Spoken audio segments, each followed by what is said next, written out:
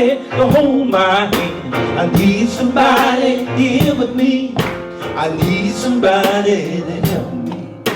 But all they can do is just listen. That's what he was saying. Nobody can help me. Nobody can help me but the Lord. Prison ministry is a must. I've been doing this for 42 years, I believe it to be the case. I received some letters from the prisons. I was totally uninvolved, although there were a lot of people I knew who had been to prisons. But I learned a great lesson. They needed me, and I needed them. Sumter Correctional Institute. We went there. I like going because of the men.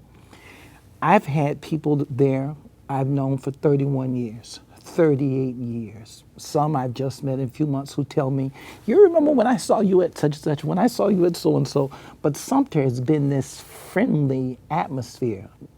But it also has something else that gets me. There they have youth, red caps.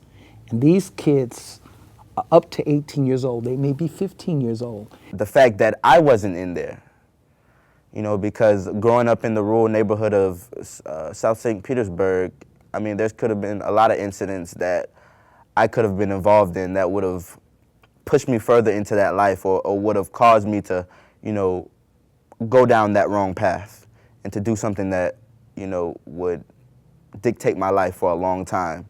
And as I sat on the other side of the pews in the chapel, I just couldn't do anything but, you know, glorify God, because that could have been me over there. Each one of those young men, when I look, I see that could be my son.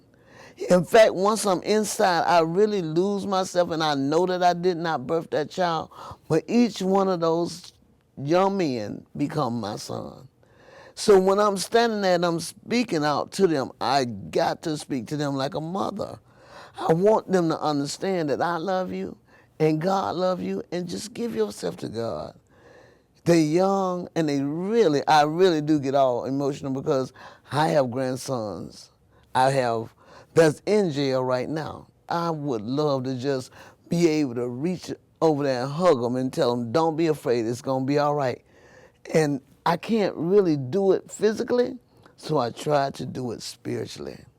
From the head to the floor, he'll bless you more. From the left to the right, from the front to the back, from your head to the floor, he'll bless you more. God spoke from his mouth, from the north to the south, from the east to the west. He'll bless you. This is best.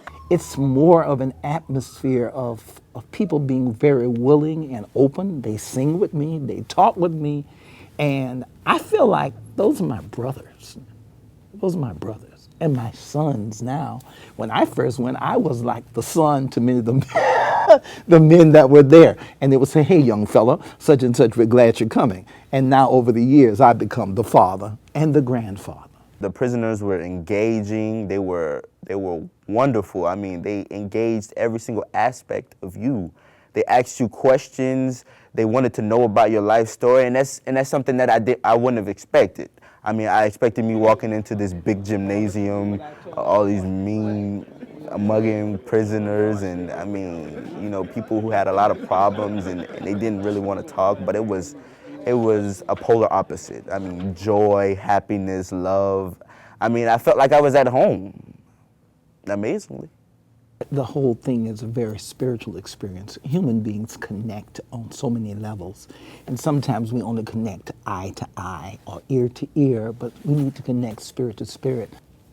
How will we give these men, take them from where they are and give them another reality, that they actually feel like we're not in prison at this moment, that we're living, I can be myself. And I tried to provide that openness, and that's what I felt there in that chapel.